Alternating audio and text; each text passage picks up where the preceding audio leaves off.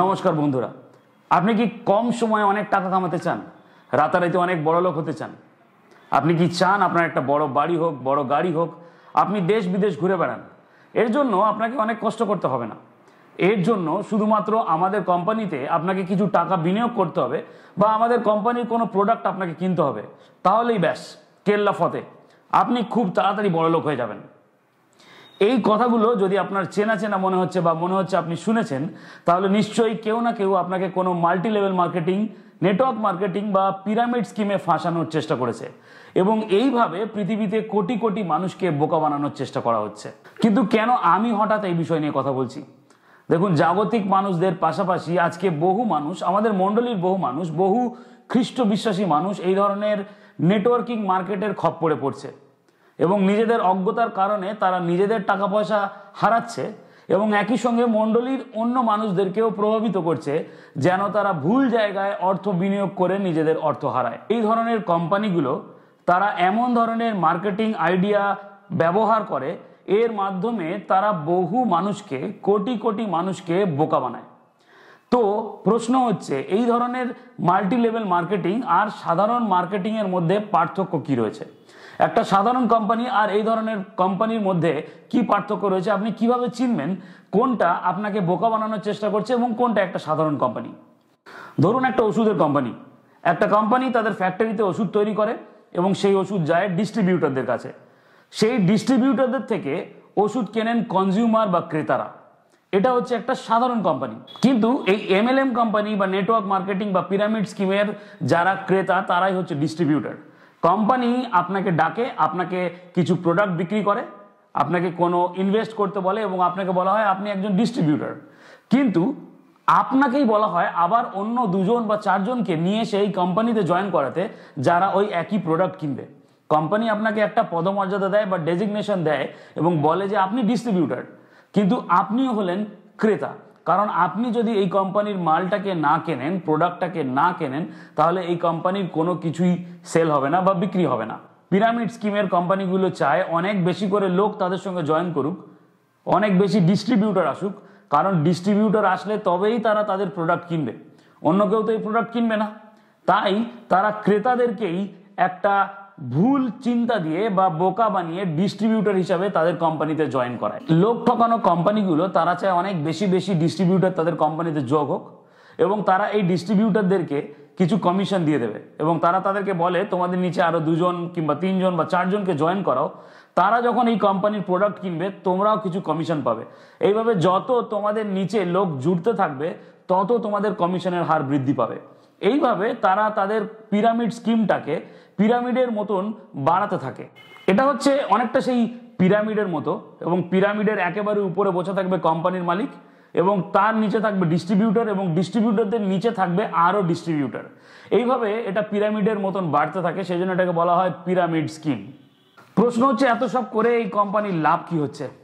এই কোম্পানির লোকেরা প্রথমেই এসে আপনাকে বলবে যে আপনি প্রথমে কিছু ইনভেস্ট করুন এবং তারপরে আর আপনাকে কিছুই করতে হবে না, তারপর থেকে আপনার শুধু ইনকাম আর ইনকাম। অনেক সময় কিছু কিছু কোম্পানি আছে যারা আপনাকে সরাসরি টাকা ইনভেস্ট করতে বলে না, তারা তাদের কিছু প্রোডাক্ট কিনতে বলে এবং তারা এমনভাবে তাদের প্রোডাক্টগুলোকে আপনার সামনে রাখবে, তারা বলবে যে এই প্রোডাক্টগুলো ব্যবহার করলে আপনার জীবন পুরো পরিবর্তন হয়ে যাবে, আপনার জীবন একেবারে পাল্টে যাবে। এবং এটাই হচ্ছে আসল খেলা। এরা প্রত্যেককে তাদের প্রোডাক্ট দেয় এবং কিছু কম দামি জিনিসকে একটু ভালো লেভেলিং করে, মার্কেটিং করে আপনাদেরকে অনেক বেশি দামে বিক্রি করে। এটাই হচ্ছে এদের আসল খেলা। এইভাবেই তারা তাদের প্রোডাক্টটাকে বিক্রি করে যেন তারা আপনার কাছ থেকে টাকা তুলতে পারে। কারণ যদি টাকা না তোলে এদের কোম্পানি চলবে না। এদের কোনো অ্যাড দেবার দরকার নেই, এদের ভালো প্রোডাক্ট বানানোর দরকার নেই। এদের একটাই লক্ষ্য, শুধুমাত্র আপনার নিচে আরো বেশি বেশি বেশি করে ডিস্ট্রিবিউটরদেরকে যোগ করা। কারণ যত ডিস্ট্রিবিউটর যোগ করবে তারা তত প্রোডাক্ট কিনবে, তত কোম্পানি বড়লোক হবে। আপনার বড়লোক হবার চান্স কিন্তু অনেক কম। আপনি বড়লোক হতে পারবেন না, বড়লোক হবে শুধু কোম্পানির মালিক। সে বিষয় নিয়ে আমরা পরবর্তী সময়ে আলোচনা করব। তো এই পিরামিড স্কিম এবং মাল্টি লেভেল মার্কেটিং, এই দুটোর মধ্যে কি পার্থক্য আছে?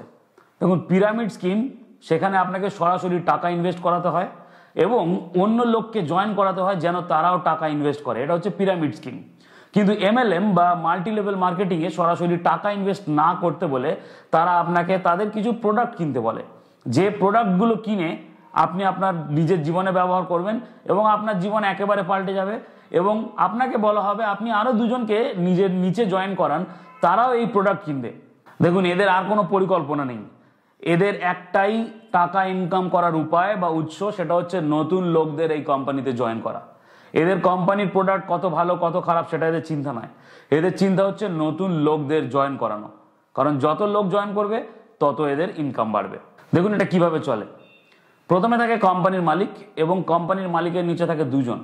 ধরে নিন এই দুজনের মধ্যে আপনি একজন, এবং আপনি যখন এই কোম্পানিতে জয়েন করতে যান, ধরে নিন যে 1000 টাকা দিয়ে আপনি কোম্পানিতে জয়েন করলেন, তার মানে আপনার এখন 1000 টাকা ক্ষতি হয়ে গেল। এরপরে আপনাকে যদি ইনকাম করতে হয়, আপনাকে আরো দুজনকে জয়েন করাতে হবে এবং তারাও 1000 টাকা দিয়ে জয়েন করবে। ধরে নিন যে আপনাকে তাদের জয়েন করার জন্য তাদের 1000 টাকার উপরে 20% কমিশন দেওয়া হবে, তার মানে 200 টাকা করে। তো আপনার নিচে দুজন জয়েন করলে আপনি পাচ্ছেন 200 200 400 টাকা, কিন্তু বাকি 800 800 1600 টাকা চলে যাচ্ছে আপনার উপরে। আপনার কোম্পানির মালিক যে সে বড় হতে থাকছে, কিন্তু আপনি দুজনকে জয়েন করিয়েও এখনো 600 টাকা ক্ষতিতে রয়েছেন। আপনার নিচে যতজন জয়েন করে, যদি অনেক মানুষ জয়েন করে তবে আপনার টাকাটা উঠে আসার সম্ভাবনা আছে।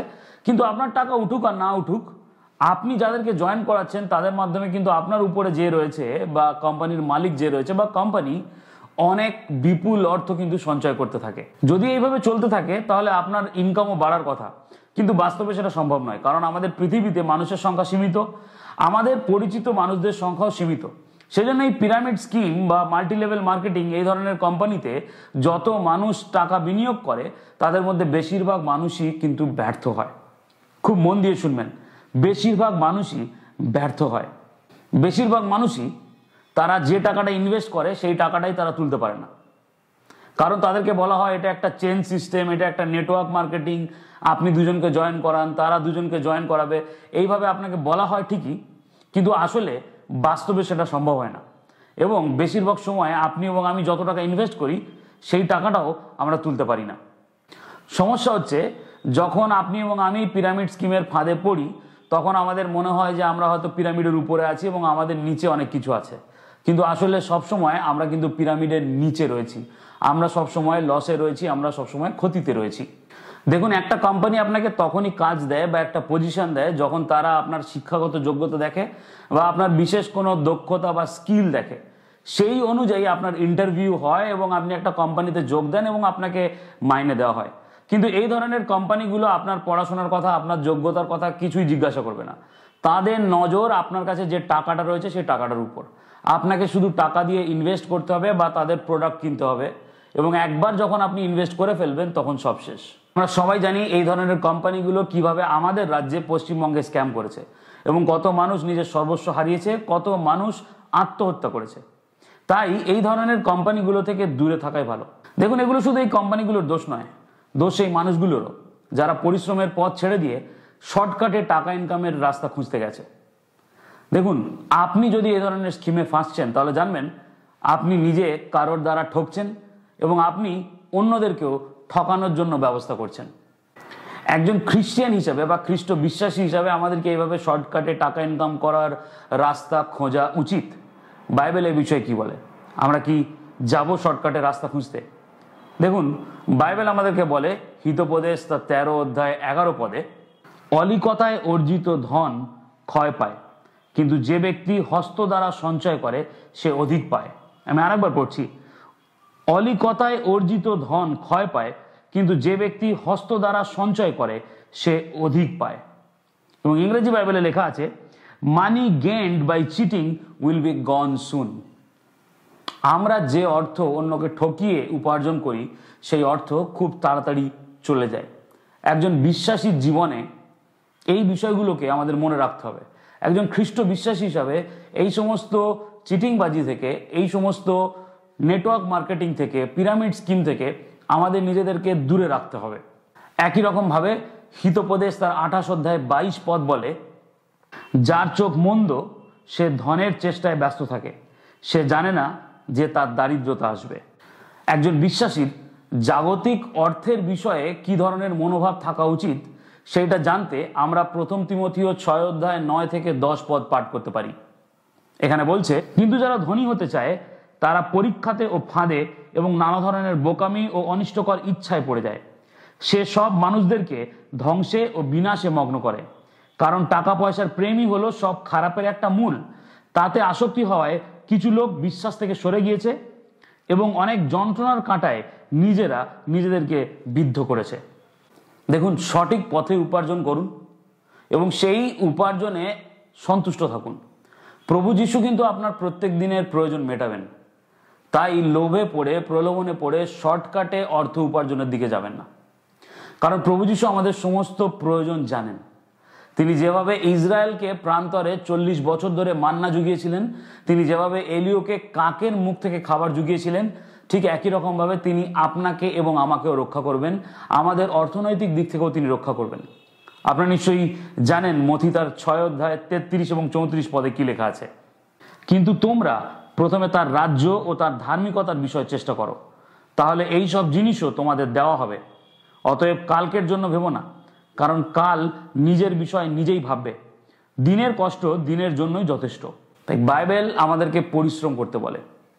হিতোপদেশ 14 অধ্যায় 23 পদ বলে, সমস্ত পরিশ্রমেই সংস্থান হয়, কিন্তু ওষ্ঠের বাচালতায় কেবল অভাব ঘটে। তাই আমি আপনাদেরকে আজকে বলতে চাই, আপনি যদি প্রভু যীশুকে বিশ্বাস করেন, তাই এই সমস্ত লোভের বশে, প্রলোভনের বশে, শর্টকাটের পিছনে না দৌড়ে আসুন আমরা পরিশ্রম করি। আমরা ঈশ্বর দত্ত উপায়ে, বাইবেলের উপায়ে নিজেদের জীবনকে এগিয়ে নিয়ে যাই এবং এই ধরনের multi level marketing, network marketing, pyramid scheme, এই সমস্ত কোম্পানি থেকে দূরে থাকি, কারণ এরা আমাদেরকে ঠকাবে এবং আমাদেরকেও প্রভাবিত করবে যেন আমরা অন্যদেরকে ঠকাই। সবাই ভালো থাকবেন। জয় যিশু।